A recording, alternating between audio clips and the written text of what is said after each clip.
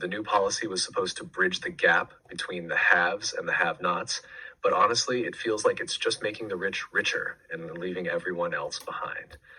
When I first started teaching English, I had no idea how hard it would be to bridge the gap between my dream and the reality. But over time, I learned that passion and patience can actually make that gap smaller. We stood on the cliff, gazing in awe as the sun slowly disappeared below the horizon, painting the sky with shades of orange and purple. It breaks my heart to see how much food goes to waste every day at restaurants, especially when you know there are people out there who don't even have enough to eat. The plan for our online teaching platform is finally taking shape after months of brainstorming, and it's starting to feel like something real instead of just a dream. Be careful on that mountain road. It suddenly takes a sharp curve to the right, and a lot of drivers have ended up in the ditch because they didn't slow down in time. He couldn't grab it right away, but he managed to catch the ball on one bounce, saving the team from losing the inning. It was one of those moments that made everyone cheer like crazy. Every time she starts gushing about her love for her cat, she goes on for at least 20 minutes, showing photos and videos like a proud parent. When he mentioned that his favorite director was Kurosawa and that he listens to Chopin before bed, I thought, a true person of culture. My boss has this annoying habit of nagging about the smallest things, like how I organize my desk or even the font I use in my reports.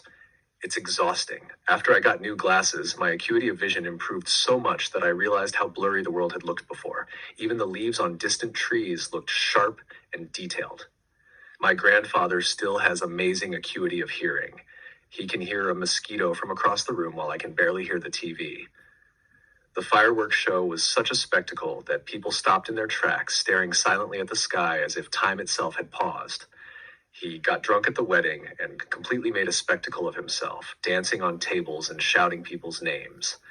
He's the kind of clean-cut guy every parent hopes their daughter will bring home. Polite, ambitious, and completely dependable. Some managers act so self-important that they forget how to talk to people like normal human beings. He shaved his beard but kept the goatee, saying it makes him look more intellectual. Despite all the arguments, there's still a deep-seated love between them that keeps their relationship alive. The class was so boring that no amount of caffeine could infuse new energy into my brain. We've been planning this trip for over a fortnight, and I can't believe it's finally happening tomorrow. There's often a mismatch between cognition and reality when people judge their own abilities. They either overestimate themselves or fail to see their true potential. I've told him time and again not to leave his dishes in the sink, but every single morning they're still there waiting for me. The crux of the problem isn't money, it's trust. Without that, no amount of funding will fix things. There was something menacing about the way he smiled. It wasn't friendly at all, more like he was planning something. She's so capricious that you never know if she'll be in a great mood or ready to bite your head off. The guards remained vigilant throughout the night, knowing that even a moment of carelessness could cost lives. I love this chunky sweater. It's warm, cozy, and perfect for those freezing winter mornings.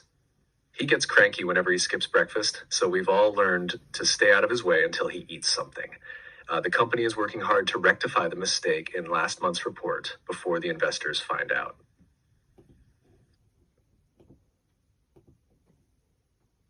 When my friend said I was lazy, I quickly rebutted by reminding him how I helped him move last weekend. Carrying all those heavy boxes wasn't exactly lazy, you know?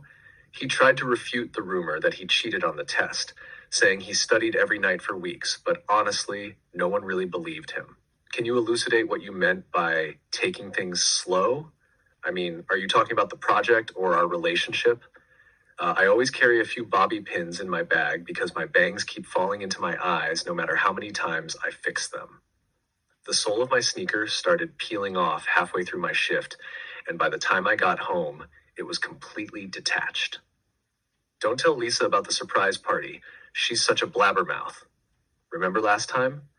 She told everyone about your birthday gift before you even got it. He just kept blabbering about his new car for over an hour. The color, the engine, the seats, I couldn't get a word in at all. They stripped off all the old wallpaper, fixed the cracks on the wall, and then painted everything in a light, calming blue. The room looks so much bigger now. During the final exam, the invigilator caught a student trying to peek at someone else's paper, and it got super awkward. The whole room went silent. After the earthquake, the city provided sterilized drinking water for free, since the tap water wasn't safe to drink for a few days. You should always sterilize baby bottles before using them again. Just boiling them for a few minutes makes a big difference. He was completely guilt-ridden after yelling at his mom. He couldn't even eat dinner and just sat there staring at his plate. She kept moaning about how tired she was all day, even though she barely did anything. Honestly, it got a bit annoying. I have this feeling that my coworkers are secretly conspiring to throw me a surprise party. They've been acting weird lately.